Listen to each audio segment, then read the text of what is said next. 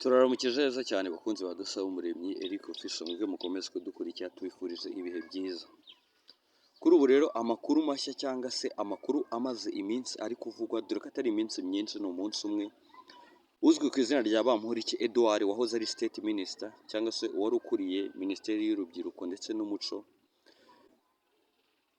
yaje kuza kuba ahabwa imbabazi ku iteka rya Perezida wa Repubulika y'u Rwanda Paul Kagame ndetse na Gasana Emmanuel wahoze ayobora igipolisi cy'u Rwanda cyangwa se uyu mujenerali wahoze uyobora igipolisi cy'u Rwanda hafi imyaka igera ku 9, nawe ni umwe mu bahawe imbabazi ndetse n'uyu Bamporiki Edouard, bose bahawe imbabazi ku bw'umwiherero cyangwa se ku bw'inama perezida yaje kuza kuba agirana n'abaminisitiri, yaje kuba iba ku itariki ya 18 z'ukwezi kwa 10 2024, aho mu myanzuro yaje kuza gufatwa mu nama y'abaminisitiri ndetse n'umukuru w'igihugu, iteka rya perezida rimuhesha ububasha yaje kuza kuba atanga imbabazi ku mbohe 32 mu gihugu hose. Izo zari zimaze igihe zifunzwe cyangwa se zari zimaze igihe ziri mu buroko, ariko zaratangiye gukora ibihano byazo zitwara neza, aza kuza kuba abasonera cyangwa se kuba abababarira, ndetse iryo teka bigendeye kuri minisitiri ushinzwe ubutabera, izindi mfungwa 2017 nazo zaje kuza kuba zisonerwa kugira ngo zijye zibasha kwitaba cyangwa se zibe zisohotse muri gereza zijye zitaba mu gihe zikenewe ziri hanze. Bamporiki Edouard wahoze ari umunyamabanga wa leta muri Minisiteri y'Urubyiruko na Civil Retired General Gasana Emmanuel wabaye umuyobozi mukuru wa polisi y'u Rwanda bahawe imbabazi n'umukuru w'igihugu Perezida Paul Kagame. Abagabo bombi bari mu bantu 32 baje kuza kuba bahabwa imbabazi ku bw'iteka rya Perezida wa Repubulika, aho yaje kuza kuba abaha imbabazi bari bamaze igihe bafungiye muri gereza cyangwa se mu igororero rya Nyarugenge. Abo rero bakaba ari bamwe mu bantu baje kuza kuba bahabwa imbabazi na perezida, dore ko bari bafungiye muri gereza ya Mageragere nk'uko byemejwe n'inama y'abaminisitiri yateranye kuwa 5 ku itariki ya 18 Ukwakira. Muri Mutarama 2023 nibwo urukiko rukuru rwongera ibihano byari byarahawe Bamporiki Edouard, rutegeka ko afungwa imyaka 5 akanatanga n'ihazabu ya miliyoni 30. Bamporiki yari yahamijwe ibyaha birimo kwihesha ikintu cy'undi muntu hakoreshejwe uburiganya ndetse no gukoresha mu nyungu ze bwite ububasha ahabwa n'amategeko hashingiwe ku mafaranga yahawe n'umushoramari Gatera Norbert. Uwo mushoramari akaba yari afite uruganda rutunganya ibyerekeranye n'amarikeri cyangwa se inzoga zo kunywa. Icyo gihe ngo yaje kuza kuba amwishyura miliyoni 5 kuko uyu mukire cyangwa se uwo Gatera Norbert yari afite uruganda rwiwe rutunganya izo nzoga z'amarikeri rwari rwarafunzwe n'umujyi wa Kigali. Ubwo hari impamvu yari ihari cyangwa se ibyo bari bakurikije, uruganda ruza kuba rufungwa n'umujyi wa Kigali. Bamporiki yari yamubwiye ko nabasha kuba yamuha miliyoni 5 aza kubikurikirana ndetse akagera ahashoboka hose akamufasha gufunguza urwo ruganda.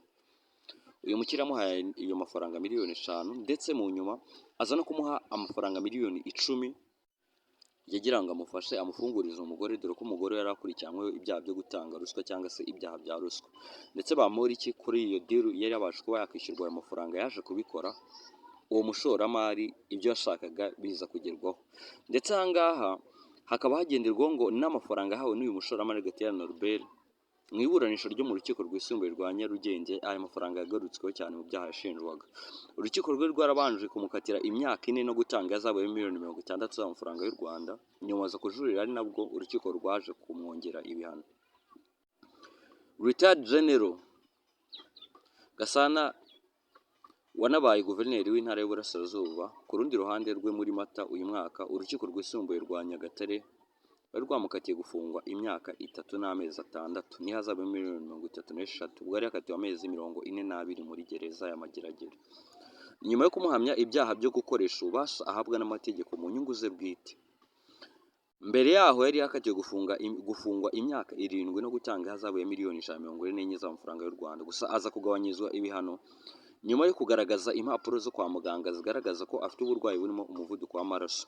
Itegeko nimero 27/027 agakato 2019 ryo kuwa 19 z'ukwezi kwa 9 2019 ryerekeye imiburanishirize y'imanza z'inshinjabyaha ryasohotse mu igazeti ya leta yasohotse ku itariki ya 8 z'ukwezi kwa 11 2019 rigaragaza ko mu ngingo ya 227 ko perezida wa repubulika afite ububasha bwo gutanga imbabazi ku muntu wakatiwe burundu n'urukiko abisabwe cyangwa abyibwirije kandi amaze kugisha inama urukiko rw'ikirenga. Imbabazi zitangwa na perezida wa repubulika mu bushishozi bwe no ku nyungu rusange z'igihugu. Imbabazi zitanzwe na perezida wa repubulika zivanaho ibihano byose cyangwa bimwe uwakatiwe yahawe cyangwa se bikaba byasimbuzwa ibindi bihano byoroshye.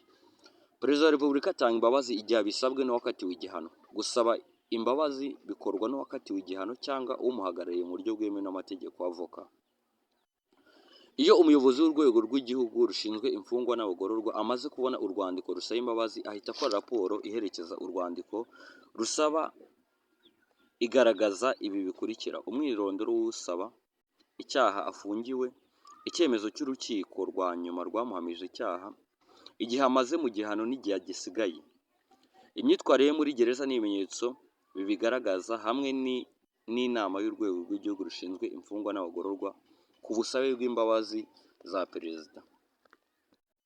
Imbabazi rusange zitangwa na perezida wa repubulika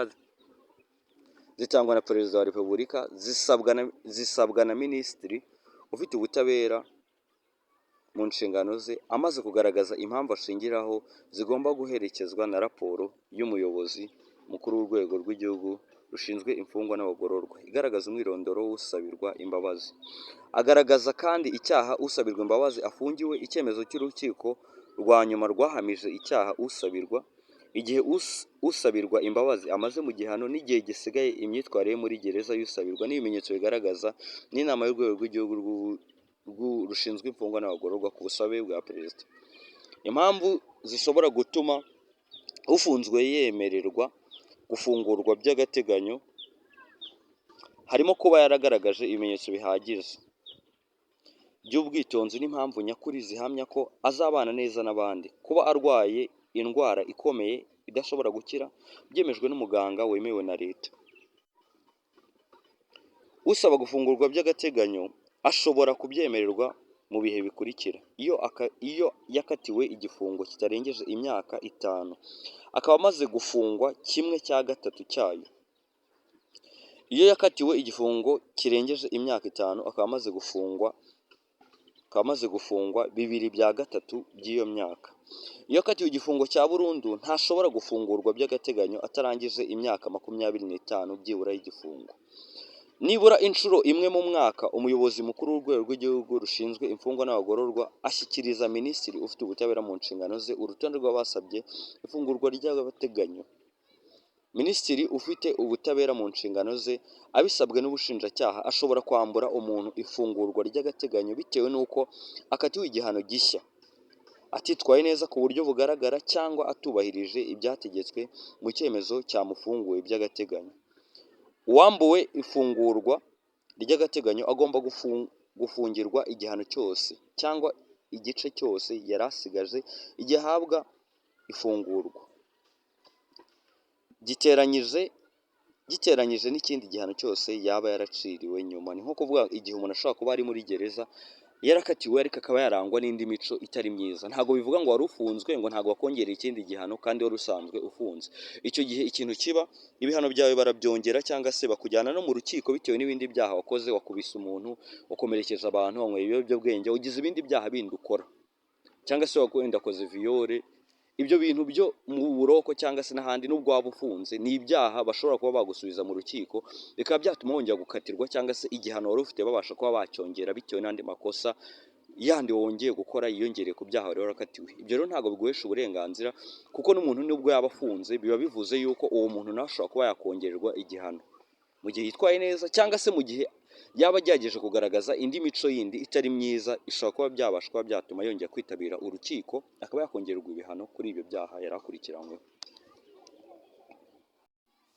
Ndetse Bamporiki Edouard wahoze ari minisitiri akimara gusohoka, dore amwe mu magambo cyangwa se umvira hamwe amagambo yahise atangaza ku mbuga ze akoresha nka Twitter.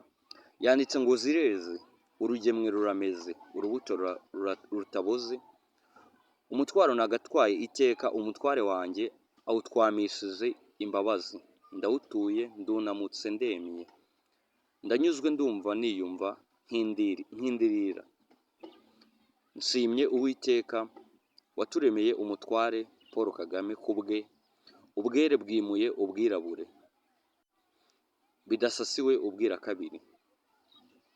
Edouard Bamporiki wahoze ari umunyamabanga wa leta muri Minisiteri y'Urubyiruko n'Umuco nyuma yo guhabwa imbabazi na Perezida Paul Kagame, ayo niyo magambo yaje kuza kuba atangaza, dore ko kuwa 23 Mutarama nibwo urukiko rwari rwongereye igihano Bamporiki yari yahawe. Uyu wari umunyamabanga wa leta muri Minisiteri y'Urubyiruko n'Umuco, iki gihe yari yahawe igihano cy'imyaka 4, rutegeka ko afungwa imyaka 5 ndetse akanatanga n'ihazabu ya miliyoni 30.